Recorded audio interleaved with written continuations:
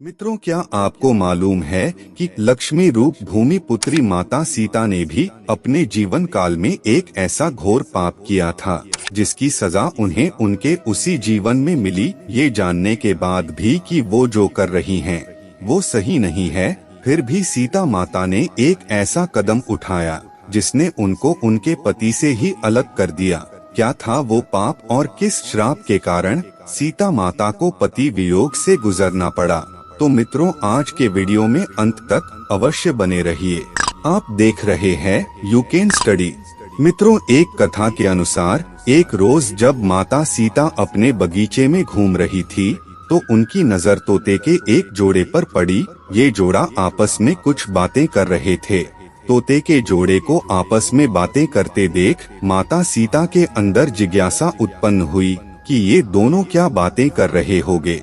जिसके बाद माता सीता तोते के उस जोड़े के पास गई और उन्होंने सुना कि ये जोड़ा सीता माता और उनके पति यानी कि भगवान राम के बारे में बात कर रहे हैं।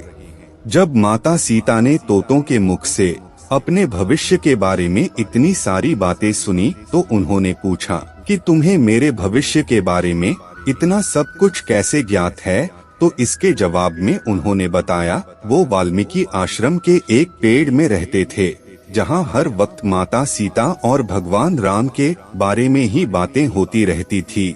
मित्रों, तोते के इस जोड़े ने ये तक बताया कि आगे चलकर भगवान राम मिथिला आकर आपके स्वयंवर में शामिल होंगे और भगवान शिव के धनुष को तोड़कर आपसे विवाह करेंगे। अब अपने भविष्य के बारे में इतना सब कुछ जानने के बाद माता सीता के मन में अपने भविष्य के बारे में और भी जानने की जिज्ञासा हुई, जिसके बाद माता सीता ने तोते के उस जोड़े को बंदी बनाकर पिंजरे में डलवा दिया। मित्रों, काफी कुछ जानने के बाद अब माता सीता को मादा तोते से एक लगाव हो गया था, जिसके बाद माता सीता ने नर तोते को तो पिंजरे से बाहर कर दिया, लेकिन मादा तोते को अपने पास पिंजरे में रखने का ही निर्णय लिया। अब तोतों का जोड़ा एक दूसरे से अलग हो गया था, जिसके बाद मादा तोते ने माता सीता को बताया कि मैं गर्भवती हूँ, मुझे छोड़ दीजिए।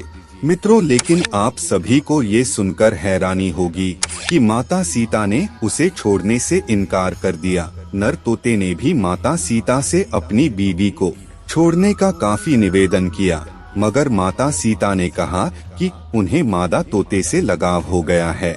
उन्हें वो इतनी भाने लगी कि अब वो मादा तोते को अपने से दूर नहीं होने देंगी। मित्रों, इसके बाद नर तोते ने ये तक कहा कि मेरी बीवी को खुले जंगल में हमारे बच्चों को जन्म देने दो, इसके बाद मैं वापस अपनी बीवी को आपके पास छोड़ दूंगा। मगर इस पर भी माता सीता नहीं मानी और तोते को वहां से अकेले ही जाने को कह दिया।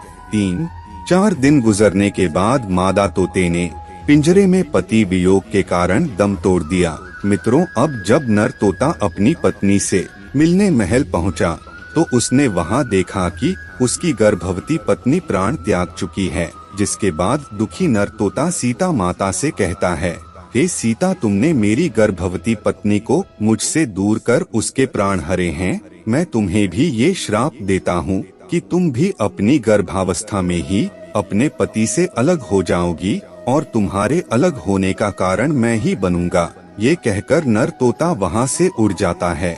मित्रों, जिसके बाद वो सीधे अयोध्या जाता है और धोबी के रूप में जन्म लेता है। ये वही धोबी होता है जिसने माता सीता के रावण के चुंगल से छूटने के बाद माता सीता के चरित्र पर सवाल खड़े किए थे और इसी के कारण भगवान राम माता सीता को उनकी गर्भावस्था में त्याग देते हैं।